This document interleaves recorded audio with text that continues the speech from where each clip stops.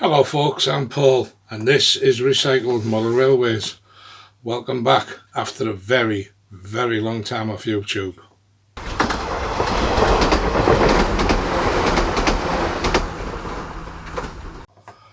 So, for all of you that have never seen this channel before, and for those who have subscribed while I've been away, shall we say, my main aim is to make it cheaper in this hobby.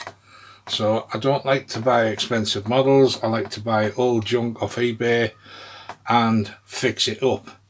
Today, these two belong to my Uncle Jared. People who watched my videos before will be aware that from time to time he sends me the occasional train that's not working or not running properly.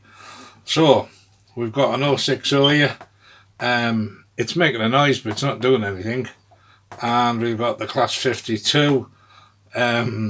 It's not his, it should have been, but in the midst of all the work we've been doing at home, I've misplaced his. So I bought a new one.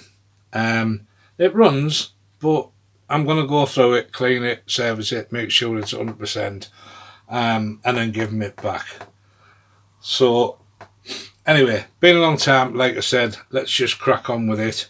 And I'll leave the camera running, but I'll edit it, so if it seems a little choppy, it's because I'm probably boring you to death. Sorry folks, forgot to press record again. So we've got the shell off, it's tucked in there. We've got power pickups on the back end as well. We've got a weight in here, which is, yeah, it's okay I suppose. Might be better if it was actually screwed down so it didn't wobble about. So we'll have a look at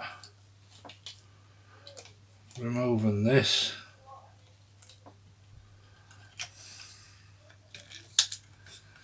Just like that. Very clean frame.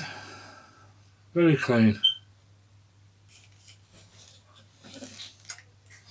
And now for the business end. So all you're doing is just pushing on them there. Just push them and it'll come away from the frame. I think what I'm going to do is take advantage of this well here in the bottom. I have actually got some self-adhesive weights, exactly the same as what they use on alloy wheels on cars. So I'm just going to stick a few of them in the bottom just to give it a little bit more weight than. Okay, I forgot to put this in, so it's jumping right in the middle of the video while that's still running after it's been serviced, but I did say I will put some extra weight in the truck. So for those of you that are interested, the Western has a nice little body in there, nice little hole that's not used. I've dropped them into there. They're basically these things. God,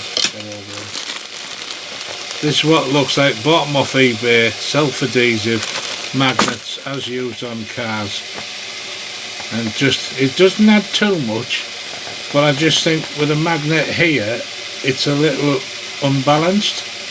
Bear in mind you've got pickup wheels at the back, there's no real weight on the pushing the back end down, so I've just put these in to balance the weight up a little bit without making it too heavy that it can't pull its own weight. So my little thought. See you later.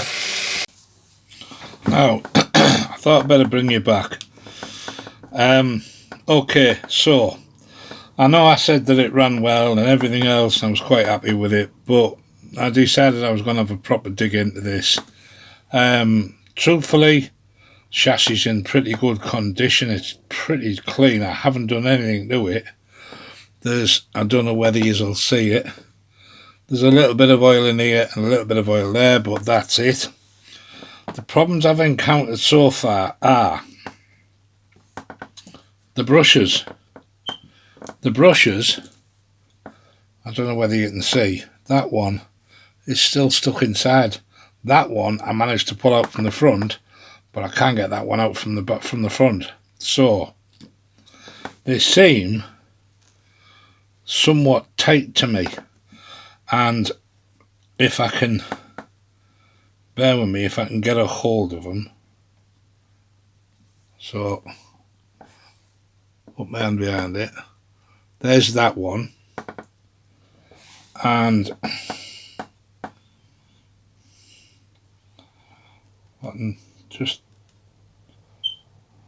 try to get hold of this one.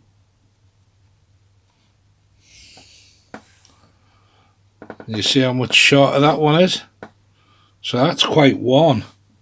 Now, because of how tight they're in there, I'm a little concerned that it might be the wrong brush and the springs are having to work harder to push them in. But what's more concerning is that. Okay, so we've cleaned this up.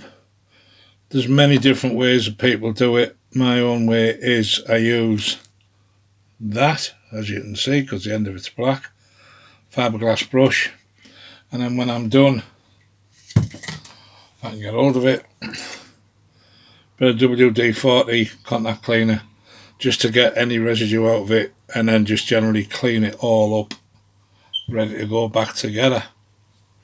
So what I'm going to do, because I'm not keen on these bushes, I'm going to trash the pair of them and the springs, because I think the springs, well, one of them's definitely crushed.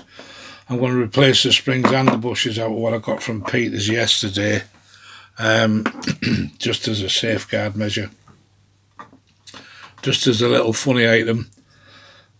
I forgot to get cocktail sticks to clean out the middle of these parts here on the commutator, and my son was in the room and I told him, can you go and see if Mum's got some cocktail sticks, just so I can clean this.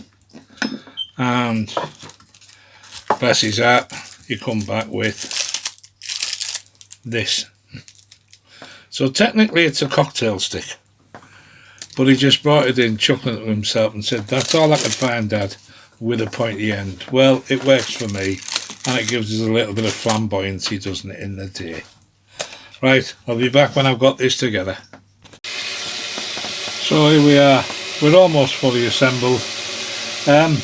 So we've changed the springs, we've changed the brushes because I wasn't happy with what was in there. Chucked in the ones from Peters. It's all had a good clean with the contact cleaner. Everything has been cleaned, there's nothing hasn't been touched.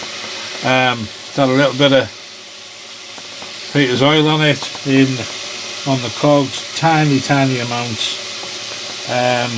But other than that, I'm just letting the new brushes settle in now, because obviously the other ones will have had a nice edge to them where they've been constantly rubbing. So I'm just letting it run for a little bit. I'll run it both ways.